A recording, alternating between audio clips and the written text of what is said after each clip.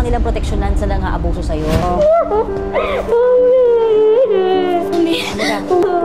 Andito po tayo ngayon sa Reception and Action Center. Dito po sa Maynila. May plano ang Diyos. Nagpunta kayo sa bahay, may kayong tulong. Ito yung tama na mga taong tutulong sa'yo. Ngayon humingi ako lagi ng advice kay Director J.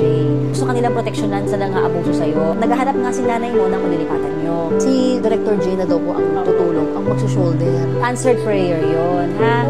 Love you, Yung pa mga naka-shelter dito sa taas, protected foster care. Kasi sila po yung mga pinull out sa kanilang mga tahanan, dahil yung iba ng physical abuse, sexual abuse, yung iba naman trafficking case. Ano po sa tingin nyo? Ang unahing pangangailangan po ng mga kabataan na ito? Hygiene at saka electrical sana kasi medyo mainit, matres, pwede po yung unay. Tayo ay nagbalik at nagbigay ng kaunting tulong. Para sa mga gustong tumulong, narito ang mga detalye.